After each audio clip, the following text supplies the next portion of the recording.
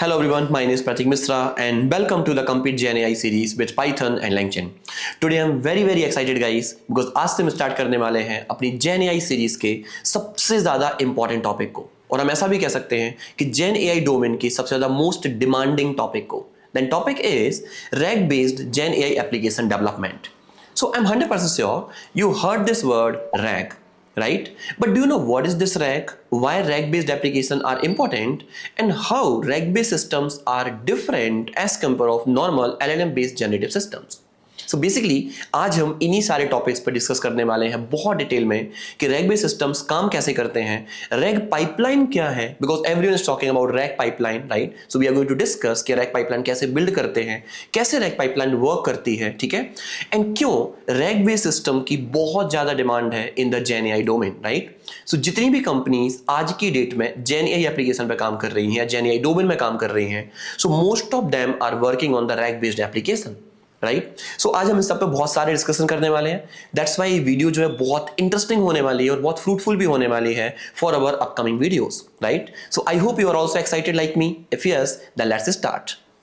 सो सबसे पहले हम समझते हैं व्हाट इज रैग. सो ये जो हमारा एक जस्ट बुक स्टार बोल सकते हो, गूगल की डेफिनेशन है that RAG in LLMs is a technique that enhance large language models by connecting them to external knowledge base. So basically it says कि हम जो अपने LLMs हैं हम उनको नॉलेज प्रोवाइड करते हैं, एक्सटर्नल डेटा प्रोवाइड कर सकते हैं with the help of rag technique. तो रैग जो है वो एक टेक्निक है, okay fine, allowing them to retrieve relevant up-to-date information before generating answers, making response more accurate, factual and domain specific.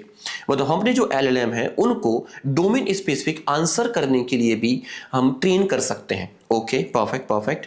Now like giving an LLM an open book for answers instead of just relying on its internal training data. तो basically हमने अपने LLM को एक open book they the and उससे कहा कि जो भी क्वेश्चन पूछा जाएगा इस बुक के डेटा के बेस पर ही मुझे आंसर करना है, अपार्ट फ्रॉम इट तुम्हें किसी भी और अदर नॉलेज के बेस पे आंसर नहीं करना है. So that's all is about rag. Okay, अब हम थोड़ा समझते हैं इसको और डिटेल में.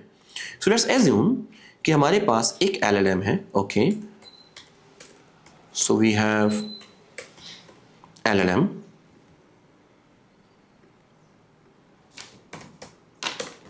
ओके, नो अभी क्या होता है जब भी कोई यूजर कोई क्वेश्चन करता है अपने LLM से, ठीक है, सो LLM उस पर्टिकुलर क्वेश्चन के लिए डेटा जनरेट करके देता है. बट यदि हम पूछे डेटा जनरेट कैसे करता है, सो बेसिकली डेटा जनरेट करता है हमारा LLM प्री ट्रेन्ड डेटा पे, बिकॉज हम सभी को मालूम है, इवन हमने डे 1 डिस्कस भी किया था कि जितने भी LLMs हैं वो बहुत ह्यूज अमाउंट ऑफ डेटा पर ट्रेन किए जाते हैं, ठीक है, जो कि पब्लिकली अवेलेबल होता है. फर्स्ट थिंग इज, तो हम ऐसा कह सकते हैं जो भी LLMs हैं वो publicly available huge amount of data पर ट्रेन होते हैं. एंड दैट्स वाई हम जब भी अपने LLM से कोई क्वेश्चन करते हैं, LLM उस पर्टिकुलर क्वेश्चन के लिए मुझे आंसर जनरेट करके देता है. Okay fine. But what about यदि हमें एक ऐसा चैटबॉट बिल्ड करना है जो सिर्फ और सिर्फ टेक्सम प्लस के लिए वर्क करे, राइट? तो हम उसको बोल सकते हैं टैकबॉट. अब टेक्सम प्लस के लिए क्या करना चाहिए चैटबॉट को? सो बेसिकली टेक्सम प्लस के बहुत सारे कोर्सेस हैं. ओके, कोर्सेस की फीस भी है, obviously we have fee. Yes, now we have also offer workshop. ठीक है, वी ऑल्सो प्रोवाइड और we also have trainers. Okay, and we also have policy.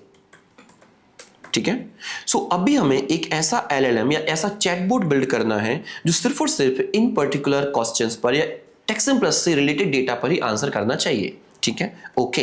तो क्या ऐसा पॉसिबल है कि हम अपने किसी भी LLM को इस पर्टिकुलर डेटा पर ट्रेन कर सकते हैं और LLM जो है वो उस पर्टिकुलर डेटा के बेस पर ही आंसर करेगा?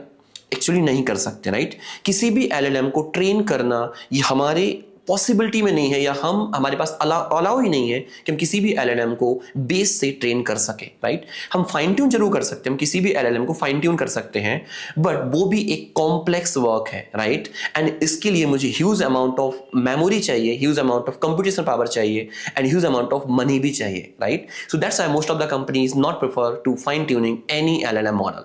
ओके, नाउ हम एक और प्रॉब्लम डिस्कस करते हैं, then we will discuss about solution as well. So next problem है, हम ऐसे कह सकते हैं कि हमारे पास एक 1000 पेजेस का एक PDF है, 1000 पेजेस ऑफ PDF. ठीक है, अब मुझे कोई भी क्वेश्चन जब करना है अपने एलएलएम से, तो मैं चाहता हूं कि एलएलएम इन पर्टिकुलर 1000 पेजेस के डेटा के बेस पर ही हमें आंसर जनरेट करके दे। ओके, परफेक्टली चलेगा चलेगा। बट प्रॉब्लम इज कि हम कैसे बिल्ड कर सकते हैं? तो मुझे कह सकते हो कि हम क्या कर सकते हैं, इस पूरी पीडीएफ को एलएलएम को, मे बी चैट जीपीटी को या गूगल जेमिनी को, किसी को सेंड कर देंगे as a attach file, and उस बेस पर हम क्वेश्चन करेंगे तो मुझे आंसर मिल पाएगा। But that's again not possible. Reason is क्योंकि हमने अपनी फर्स्ट वीडियो में डिस्कस किया था कि हर एक एलएलएम की एक कॉन्टेक्स्ट विंडो होती है। कॉन्टेक्स्ट विंडो मींस वो एलएलएम कितना डेटा रिसीव कर सकता है और कितना डेटा एज अ इनपुट ले सकता है, और उस पर्टिकुलर इनपुट के बेस पर ही कितना डेटा वो जनरेट कर सकता है, राइट। तो भी हो सकता है कि जो 1000 पेजेस ऑफ पीडीएफ का जो डेटा होगा वो कॉन्टेक्स्ट विंडो से बहुत ज्यादा होगा, राइट। तो जब हम इस फाइल को अपलोड भी करेंगे, then chat GPT will say कि दैट्स नॉट अलाउड, या आपका जो डेटा है वो कट कर दिया जाएगा, राइट। तो हो सकता है कि जो आपने अपलोड किया पीडीएफ, उसमें से 200 पेजेस अपलोड हुए, 800 पेजेस अपलोड ही नहीं हुए, एंड योर क्वेश्चन जो है वो एग्जिस्ट करता है 600 पेज पर। तो क्या मुझे आंसर मिल पाएगा? नहीं मिल पाएगा। First problem. Second problem is कि जब भी हम एज अ जेएनआई डेवलपर वर्क करते हैं तो वी नो कि हमें जो भी एलएलएम कंपनीज के लिए, एलएलएम प्रोवाइडिंग कंपनीज के लिए पे करना होता है वो टोकन वेस्ट करना होता है, राइट। यदि मान लो हम अपने ग्रोक पे भी चलें तो ग्रोक भी क्या बोलता है? ग्रोक कहता है कि आपको जो पे करना है वो कुछ इस तरीके से, प्राइस पर मिलियन टोकन, मुझे कितने रुपए देने होंगे पर मिलियन टोकन के लिए, इनपुट टोकन के लिए, आउटपुट टोकन के लिए। और ये अलग अलग एलएलएम पे वेरी करता है। जैसे कि हम जीपीटी का कोई मॉडल यूज करेंगे, देन $0.15 मुझे पे करने होंगे इनपुट के लिए, और $0.60 पे करने होंगे आउटपुट के लिए। कितने टोकन के लिए? केवल 1 मिलियन टोकन के लिए, राइट। नाउ अगेन यहां पर हमें प्रॉब्लम देखने मिलेगी, क्योंकि जब हमने 1000 के 1000 पेजेस एलएलएम को अपलोड कर दिए, देन हो सकता है जो 1000 पेजेस जो है वो huge amount of token generate करे, और वो जो कॉस्ट है वो बहुत ज्यादा हैवी हो जाएगी, right. So that's again a one problem कि हम इन 1000 के 1000 पेजेस को एलएलएम को सेंड करके उससे क्वेश्चन नहीं कर सकते हैं। Okay, perfectly fine. Then what is the solution? The solution is RAG based systems, right? Retrieval augmented generation. Okay, तो अभी अपन समझते हैं कि रैग पाइपलाइन क्या है और रैग बेस्ड सिस्टम बेसिकली काम कैसे करते हैं, या हम रैग बेस्ड सिस्टम कैसे डेवलप कर सकते हैं। यदि मुझे समझ में आ जाता है रैग बेस्ड सिस्टम डेवलप कैसे कर सकते हैं, देन आई कैन 100% श्योर कि आप ये डेफिनेटली समझ पाओगे कि रैग बेस्ड जो सिस्टम्स है वो क्यों प्रॉफिटेबल है as compare normal generative systems के। ओके, तो अपन एक काम करते हैं, यहां चलते हैं, ठीक है, और हम लिखते हैं रैग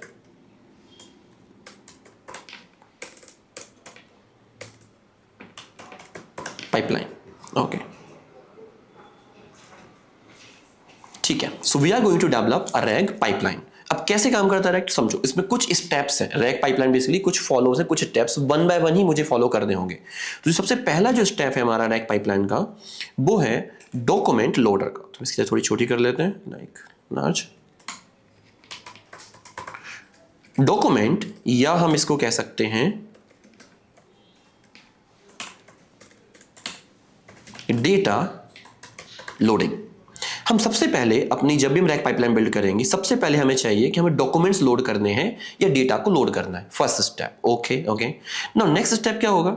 नेक्स्ट स्टेप जो होगा वो होगा कि इस पर्टिकुलर डॉक्यूमेंट को, सारे डॉक्यूमेंट्स को मुझे स्प्लिट करना है।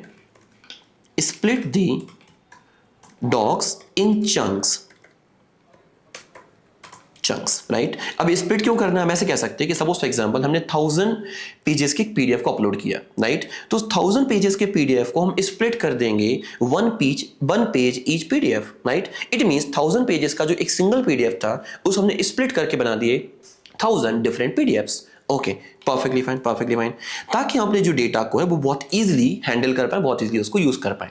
ओके, अब जब हमारा डेटा स्प्लिट हो जाएगा, split the dogs in chunks, जब अपने डेटा को स्प्लिट कर चुके होंगे, हम जब चंक्स क्रिएट कर चुके होंगे, तो जो नेक्स्ट स्टेप हमारे पास जो आता है वो आता है कि उस चंक्स के लिए मुझे जनरेट करने होंगे वेक्टर एम्बेडिंग्स, ठीक है। अभी वेक्टर एम्बेडिंग्स क्या है? वैसे तो वेक्टर एम्बेडिंग्स बहुत इंपॉर्टेंट है, और इवन हम समझेंगे भी, हम वेक्टर एम्बेडिंग्स के बारे में जस्ट नेक्स्ट वीडियो में डिस्कस करेंगे that what is vector embedding, how vector embedding is important and all. अभी के लिए हम इतना समझ सकते हैं कि जो भी हमने डेटा स्प्लिट किया है चंक्स में, उस डेटा का न्यूमेरिकल रिप्रेजेंटेशन ही वेक्टर एम्बेडिंग्स है, राइट। रीजन इज क्योंकि हमने डिस्कस किया हुआ है कि एलएलएम्स जो है वो हमेशा नंबर पे काम करते हैं, कभी वो टेक्स्ट पे काम नहीं करते, या कभी भी वो टेक्स्ट नहीं समझ सकते, राइट। सो दैट्स व्हाई जो भी हमारा टेक्स्ट डेटा है या किसी भी फॉर्म का डेटा है, उसको हमने चंक में स्प्लिट करके हमने उसको नंबर में कन्वर्ट कर दिया या न्यूमेरिकल रिप्रेजेंटेशन कर दिया। Okay, perfectly fine, perfectly fine. अब जैसे हमारे पास वेक्टर्स आ जाते हैं तो उन वेक्टर्स को हम क्या करेंगे, हम स्टोर कर देंगे वेक्टर डीबी में। So last step is vector dB. Perfect. तो सबसे पहले डॉक्यूमेंट को लोड किया, डॉक्यूमेंट को लोड करने के बाद हमने उसको स्प्लिट भी कर दिया, split the docs in chunks. फिर हमने उनकी वेक्टर एम्बेडिंग्स भी जनरेट की और वेक्टर एम्बेडिंग्स को स्टोर कर दिया कहां पर, वेक्टर डीबी में।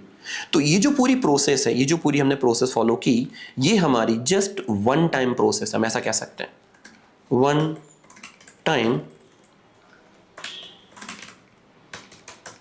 प्रोसेस। ये जो हमारी फर्स्ट प्रोसेस है। Okay, perfectly fine, perfectly fine, right. Now अभी हम बात करते हैं जब कोई यूजर क्वेश्चन करेगा तो क्या होगा, ठीक है। सो उस एग्जांपल हमारे पास एक यूजर है। ओके, नाउ अब यूजर क्या करेगा, यूजर बेसिकली एक क्वेश्चन कर सकता है किसी से भी, ठीक है। तो यूजर ने किया एक क्वेश्चन। अब सबसे पहले हम क्या करेंगे, इस क्वेश्चन के बेस पर हम अपने वेक्टर डीबी से मोस्ट सिमिलर रिकॉर्ड फाइंड करेंगे। तो जो यूजर ने क्वेश्चन किया है उस क्वेश्चन से मिलता जुलता जो डेटा है, जो बहुत ज्यादा सिमिलर है इसके हमारे क्वेश्चन के, वो हम डेटा फिल्टर करेंगे। कहां से फैच करेंगे, वेक्टर डीबी से, राइट। एंड इस टर्म को हम बोलते हैं similarity search. Okay, perfectly fine. तो इट मींस जैसे यूजर ने क्वेश्चन किया, बेस्ड ऑन द क्वेश्चन हम सिमिलैरिटी सर्च की एक एल्गोरिथम अप्लाई करेंगे, जिसको बेसिकली कोसाइन सिमिलैरिटी सर्च हमारी होती है। हम इसको और डिटेल में डिस्कस करेंगे जब हम वेक्टर एम्बेडिंग्स के बारे में बात करेंगे। तो हम इस एल्गोरिथम की हेल्प से वेक्टर डीबी से मोस्ट सिमिलर रिकॉर्ड फैच करके हम वापस लेकर आएंगे, ठीक है। तो जो भी वेक्टर डीबी हमें रिटर्न करेगा, जो वेक्टर डीबी मुझे रिटर्न करेगा, उसको हम स्टोर कर लेंगे एक पर्टिकुलर वेरिएबल में, ठीक है। तो क्या हम उसको बोल सकते हैं कि हमारा हो गया सिमिलर डेटा, ठीक है। We can say like this कि वेक्टर डीबी से जो भी डेटा मिलेगा उसको हमने कहां स्टोर कर लिया, एक वेरिएबल में, सिमिलर डेटा नेम के वेरिएबल में, ठीक है, ठीक है। नाउ अभी क्या करेंगे हम, सो नाउ दिस टाइम हमारे पास अगेन एक एलएलएम है। हमारे पास क्या है, एक एलएलएम है, कोई भी एलएलएम हो सकता है, फिर वो चैट जीपीटी हो, गूगल जेमिनी हो, कोई भी एलएलएम होगा, ठीक है। इस एलएलएम के लिए हम इस सिमिलर डेटा पास कर देंगे। Okay, perfect. In similar data के साथ साथ हम पास करेंगे यूजर का क्वेश्चन भी, समथिंग लाइक दिस। तो अभी क्या हुआ, हम इसका फ्लो समझे तो यूजर ने क्वेश्चन किया, क्वेश्चन के बेस पर हमने सिमिलैरिटी सर्च एल्गोरिथम अप्लाई करी, किसके ऊपर, वेक्टर डीबी के ऊपर। और वेक्टर डीबी में जो भी मोस्ट सिमिलर रिकॉर्ड्स होंगे यूजर के क्वेश्चन से मिलते जुलते या उससे ज्यादा सिमिलर जो रिकॉर्ड्स होंगे, उस पूरे डेटा को हम फैच करेंगे और कहां स्टोर कर देंगे, सिमिलर डेटा नेम के एक वेरिएबल स्टोर कर देंगे। अब जब हमारे पास यूजर का क्वेश्चन भी आ गया, सिमिलर डेटा भी आ गया, दोनों चीजों को हम पास कर देंगे एलएलएम के लिए। एलएलएम से कहेंगे कि ये मेरा क्वेश्चन है और ये मेरा कॉन्टेक्स्ट डेटा है, तुम्हारे लिए मैं एक रेफरेंस डेटा दे रहा हूं और इस डेटा के बेस पर तुम्हें फाइनल आंसर जनरेट करके देना है। और एलएलएम क्या करेगा, एलएलएम फाइनल आंसर जनरेट करके देगा, जो हम किसको दे देंगे फाइनली, जो हम कह सकते हैं हम दे देंगे अपने यूजर के लिए। Perfectly fine, perfectly fine. So ये जो हमारी पूरी प्रोसेस है, इस प्रोसेस को हम लोग कहते हैं रैग पाइपलाइन। क्या किया हमने, सिर्फ वन टाइम जो हमें करना था वो क्या करना था, डॉक्यूमेंट को लोड किया, डॉक्यूमेंट्स को स्प्लिट किया, स्प्लिट करने के बाद हमने उनकी वेक्टर एम्बेडिंग्स जनरेट करी, वेक्टर एम्बेडिंग्स जनरेट करने के बाद हमने वेक्टर डीबी में स्टोर कर दिया। वेक्टर डीबी बहुत डिफरेंट टाइप्स के वेक्टर डीबीज हैं, बहुत सारी कंपनीज वेक्टर डीबी ऑफर करते हैं। हम जब वेक्टर एम्बेडिंग्स के बारे में बात कर रहे होंगे तो हम वेक्टर डीबी के बारे में डिस्कस करेंगे, there is no problem with this, right. Okay, ये हमारा हो गया वन टाइम प्रोसेस। अब जब भी कोई यूजर कोई क्वेरी करता है, कोई क्वेश्चन करता है, तो उस क्वेश्चन को हम किसके पास भेजेंगे, वेक्टर डीबी के पास भेजेंगे और कहेंगे कि सिमिलर रिकॉर्ड्स मुझे फिल्टर करके दो, ठीक है। तो वेक्टर डीबी कहेगा ठीक है, ये रहे मेरे सिमिलर रिकॉर्ड्स, ठीक है, जो तुम्हारे क्वेश्चन से बहुत ज्यादा सिमिलर हैं, और सिमिलर डेटा को हम as a context with user question किसको भी दे देंगे, एलएलएम को दे देंगे। Now LLM has two things, context data and user question. So based on the context data and user question, LLM final result generate करके देगा, जो हम किसे भेज देंगे फाइनली, यूजर को दे देंगे। And now user will be satisfied based on their questions. Perfectly fine.